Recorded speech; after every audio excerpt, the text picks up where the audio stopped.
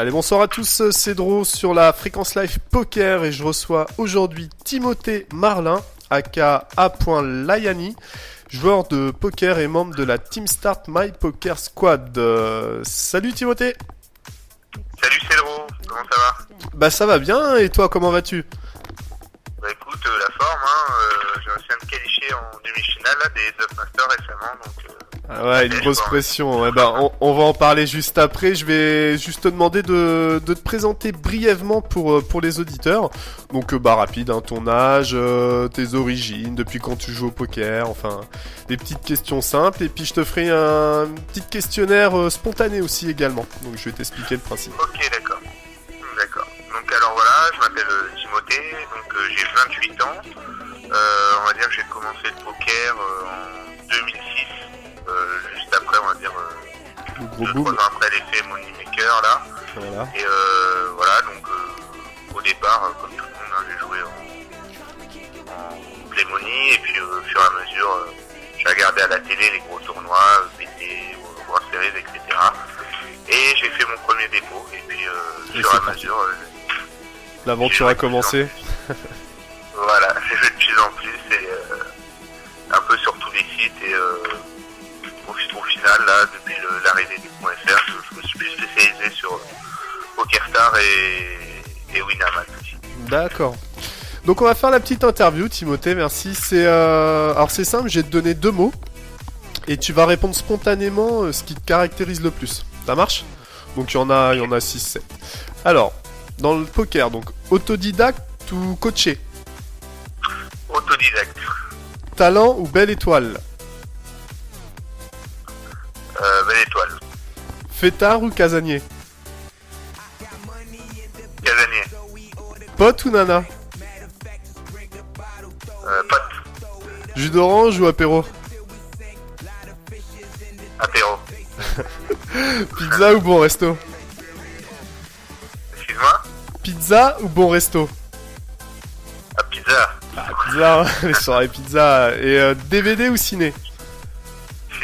Ciné. Voilà, bah je te remercie. Allez, on va parler un peu de ton poker. Donc tes dernières perfs, tu as remporté le main event des micro-séries sur PokerStars. Et tu as fini également dans le top 15 de la saison 2 des FPS, et notamment grâce à une très belle 12e place sur le FPS de Paris. D'ailleurs, tu avais remporté 10 000 euros. Donc un Shark online et live, dis donc. Oui, tout à fait, oui. Au mois de juillet, donc j'ai commencé par remporter le Micro Series, qui était on va dire un bon camante entre guillemets. C'était un tournoi à 20 euros avec 7000 joueurs. Donc j'ai eu un run de dingue, on va dire. J'ai eu la chance de remporter ce tournoi-là. Et qui s'est suivi donc par aussi, j'avais fait une 3e place sur les F-Coupe, donc les championnats de France online en début d'année, ouais. D'accord. Qui était fin d'année dernière, en fait, qui était la même période que le FPS, juste avant. Et j'avais fait 3e et j'avais pris 20 000 euros aussi, je crois. Et ça m'a permis en fait de me lancer un petit peu sur le circuit live, on va dire. D'accord. Voilà. Et tu as intégré donc My Poker Squad à quel moment, toi? À partir de cette période-là, à partir d'octobre-novembre 2012, je crois. D'accord, parce que là j'ai tes résultats. Donc sur ta fiche, on peut voir que tu as un gain live à 2200 euros et un gain online à 3500 euros. Donc ça, c'est sur seulement les tournois stackés, My Poker Squad. Voilà, oui.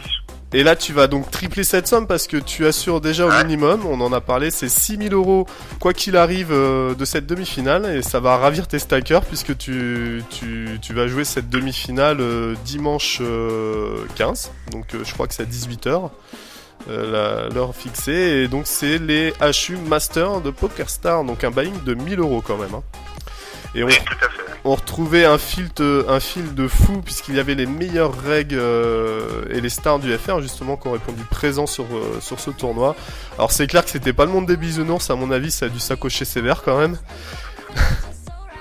Ça a été dur. Oui, c'est vrai que j'ai vu le field, de toute façon c'était prévu, 64 places, donc il n'y a que les plus gros règles et les plus gros, on va dire, plus gros 5 stars du FR online sur PokerStars qui sont mis sur ce tournoi, donc on savait que ça allait pas être facile, quoi.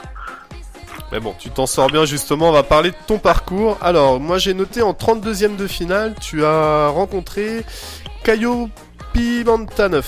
Donc lui, il avait gagné un os, apparemment. Oui, tout à fait. Alors, quand j'ai vu son nom, en fait, il me disait quelque chose à l'époque, quand je jouais sur le point .com, il y avait un joueur qui s'appelait Caio Pimenta, et qui était juste le meilleur joueur brésilien online. D'accord. Donc après, je me suis un peu renseigné pour savoir qui c'était ce gars-là, et il s'avère que je pense que c'est lui. Donc de temps en temps, il vient faire les gros tournois j'en mettais un peu sur pokerstar.fr. Et ça a été un match vraiment très dur. Il me restait, ça fait un partout. Moi, j'ai gagné 1-0 très vite, ça fait un partout. Et dans la dernière manche, il me reste sur les 50 points, il me restait 1000. Il passe à 19 000. Et lui, il me restait 19 000. Ouais, c'est ça. Et j'ai réussi à revenir et à gagner le match. C'était un peu inespéré, quoi. Comme quoi, le one chip, one share était de sortie. Ouais. Tout à fait, ouais. Ouais, félicitations. Donc ensuite, voilà. T'as joué en 16e de finale, donc c'était un outsider pour PokerStars, c'était Bemigues Bad. T'avais des infos sur ce joueur-là? Ouais. En fait, il me disait quelque chose et il s'avère que je l'avais déjà joué c'est un joueur de heads up en cash game, ce monsieur-là. Il joue en 2-4, en blind 2-4 à la 400 sur PokerStars. Gros régular de la 400 en heads up, et j'avais joué contre lui. Je crois que c'était l'année dernière et ça s'était bien passé. Et au deuxième tour, ça s'est bien passé aussi. J'ai eu un beau rush de cartes. On va dire qu'il m'a vraiment pas inquiété dans le heads up. J'avais toujours, je touchais tous mes boards, tout s'est bien passé et je crois que le match a duré. Enfin, c'est 2 heads up gagnants. En 30 minutes, j'avais fini. Ça a été très rapide. Ouais. D'accord. Ensuite, ton 8e de finale. Alors, un pseudo, c'est Lolejaf Jol. Alors là, c'est un gros morceau, hein, c'est un ogre que t'as vaincu puisqu'il était finaliste du scoop. Et c'est surtout un joueur spécialisé en heads up. Donc t'avais un gros client là en 8ème. Hein. Alors, tout à fait. Donc pour ceux qui jouent un peu sur PokerStars, Lolejaf c'est le plus gros règle des plus hautes limites en heads up sur PokerStars. Il joue tous les heads up 1000 €. Donc je savais que mes 8ème, ça allait être le tour vraiment déjà c'était la bulle et en plus, je savais que j'allais me taper le plus fort du field, hein, je pense, à mon goût. Et j'avais un historique avec lui l'année dernière aussi, que j'avais fait une série, une soirée, un jour de folie comme ça, une petite anecdote, une série de centaines d'heads-up, entre 500 et 1000 contre lui, dans un de mes soirs de tilt, et puis on avait fait match nul. D'accord. On avait fait presque 50 partout, donc j'avais un histo avec lui, et ça me tenait vraiment à cœur de le battre. Pour le prestige. Donc c'était accroché comme prévu, et j'ai réussi à gagner 2-1, à sortir mon épingle du jeu sur le dernier coup. Ah bah GG à toi. Et du coup, donc qualification pour l'écart, la bulle éclate, donc tu te retrouves dans l'argent. Et tu rencontres Goops. Alors lui, pareil, un spécialiste cash game haute limite. Et il avait battu en 8ème, lui, le Team Pro Hardplay. Donc un client également. Oui, donc Goops, lui, je n'ai pas trop d'informations. Je savais, c'est un joueur professionnel qui avait fait 3ème à l'EPT Deauville. C'est un coach, c'était Wong, il s'appelle. Donc je savais que c'était un gros client aussi. En plus, il a sorti tous ses adversaires 3-0, je crois qu'ils a tous sorti 3-0 pratiquement. J'ai regardé un peu ce qu'il avait fait. Et j'avais jamais joué.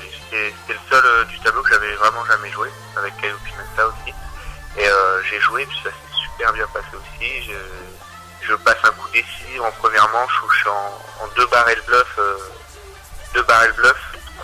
complètement en bluff, juste avec une gutshot, et je touche ma gutshot river et j'overbet le double du pot pour presque mon tapis river, et il me call juste avec la top pair. Donc je touche max à la river, et donc c'est magnifique. Là, je lui mets un gros coup sur la tête. Donc du coup, je gagne cette première manche, et la seconde manche... ouais, mentalement, il devait... Voilà, mentalement, il était vraiment touché, quoi. Et la seconde manche, il me fait, on va dire, entre guillemets, une livraison. D'où la belle étoile de tout à l'heure, alors. Voilà, où je fais brelan flopé, et il me paye vraiment, il m'envoie tapis au turn, vraiment avec rien. Et voilà, quoi. Donc ça s'est bien passé aussi. J'ai gagné mes 2 manches tout de suite. Et voilà. Donc, et direction les demi-finales. Un petit nuage, on va dire. Ouais, direction les demi. Alors là, attention, c'est Antoine Saoul pour toi, les demi-finales. Donc je le rappelle, tu joueras dimanche 15 septembre. Alors lui, c'est pas un enfant de cœur, hein, comme on a pu se dire en MP. Vainqueur du NOS également, Antoine Saoul. Alors je pense que t'as pas mal d'infos sur lui aussi. Oui, en fait c'est un peu pareil que l'Olégiafol. Lui et l'Olégiafol, ce sont on va dire les deux plus gros règles. Lui c'est pareil, il joue que des heads-up à 500 € sur pokerstar.fr. Je l'ai déjà joué aussi. On va dire, et ce qui est marrant, c'est que la semaine dernière, pour m'entraîner pour les Up Masters, je suis allé jouer l'Olégiafol et justement Antoine Saoul, j'ai fait un heads-up contre ces deux personnes et je me suis entraîné contre eux et bizarrement je les rencontrais tous les deux. D'accord, donc, et ça s'était bien passé lors de ton entraînement? Oui, les deux ça s'était bien passé, les deux je les avais gagnés, donc comme quoi je peux peut-être gagner. Donc, bien sûr, on a confiance en toi, hein, t'as intérêt. Objectif la win maintenant. Hein. De toute façon, maintenant je sais que de toute façon dans ce tournoi il y a que des monstres, donc après... oui, voilà, il n'y a pas de tour facile, là c'est clair. Et on va dire que voilà quoi. T'as suivi un petit peu l'autre demi-finale, donc il y aura Watch Tree et Romain Mich. Oui. Watch Tree, il a gagné déjà des... lui c'est un spécialiste, hein. Ouais, oui, il a gagné les scoops et... le scoop heads up en plus. Il a gagné sur Winamax la même série, grosse série de HU aussi. Donc donc finaliste potentiel, hein. Oui, en plus, apparemment, il run comme Jésus. En plus. Il a éliminé un de mes potes en quart en plus. Je comptais voir en finale, mais bon, dommage. Il n'y a rien pu faire contre Watch. Voilà. Ok, écoute, nous on va penser fort à toi. Dimanche, on te suivra également sur la radio, puisqu'on aura un streaming live. Donc on essaiera de retransmettre ta table. Et puis il y aura les animateurs qui seront là également pour toi. Donc tu sais qu'il y a le Sunday Million aussi le soir, donc on fera le coverage MPS. Voilà. Et bien sûr, on prendra des infos sur toi en espérant bien sûr le meilleur. Et on va finir avec quelques petites questions. Si je te dis ta main fétiche. Paire de 10. La paire de 10. Si je te dis le PSG. Grand club. Si je te dis A. Layani, les origines. Origine de Layani. Ouais. Là, il faut que je fasse une phrase ou... Ouais, tu me dis tes origines. Ah, d'accord. Layani, en fait, ça vient de... Je voulais choisir un nouveau pseudo pour quand ça a commencé, le pokerstar.fr. Et Layani, je trouvais que c'était le plus gros lifestar, donc joueur en live qui fait un peu n'importe quoi, entre guillemets, le plus connu on va dire, dans les cercles parisiens. Donc j'ai mis sa photo et j'ai mis Layani. Comme ça, au départ, tout le monde pensait que j'étais lui sur internet, donc c'était marrant. Ouais. Ah, malin, le Marlin. On faisait des livraisons de temps en temps, il ne comprenait pas pourquoi parce qu'il a la réflexion d'overmettre tous les pots, de faire vraiment des sizings de bûcherons, entre guillemets. Et je faisais pas trop pareil, mais bon, il y en a beaucoup qui pensaient que j'étais lui. Donc voilà, c'est pas lui, c'est Timothée Marlin. C'était bien toi. Si je te dis Vanessa Selps. Alors oui, donc ça c'est... C'est Ronan. Ouais, donc c'est sur un forum, le Club Poker, où il y a Gloob, c'était Steven Moreau qui a posté, il y avait un topic sosie, et dans les sosies, on va dire, il a mis une photo de moi, qui n'était pas mon avantage, et une photo de Vanessa Selps qui était vraiment très ressemblante. Donc on m'a bien charrié avec ça. Timothée Selps, ouais, comme disait Ronan Montfort. Exactement. En tout cas, je te souhaite la même réussite niveau poker, hein, parce que... Ah ouais, moi aussi, c'est ça, voilà. Il n'y a pas de souci là-dessus. Et puis je vais mettre Vanessa Selps pour le coup. On va faire le tu préfères. Alors, tu préfères faire une vidéo en dansant le Harlem Shake que tu dois poster sur notre page Facebook ou l'autre? Attention, ça peut être pire ou moins pire, hein. Harlem Shake, avec. Ah, tu préfères le Harlem Shake? Eh ben ça marche. Le défi est lancé, Tim. Bah écoute, Okay. Il existe une petite application sur les smartphones, donc tu verras. Et puis je te balancerai notre page Facebook de la Fréquence Live Poker. Et puis ça sera un réel plaisir de te voir danser sur Harlem Shake. Ok. sur une victoire en demi-finale et pourquoi pas remporter ce Heads Up Master Poker Star.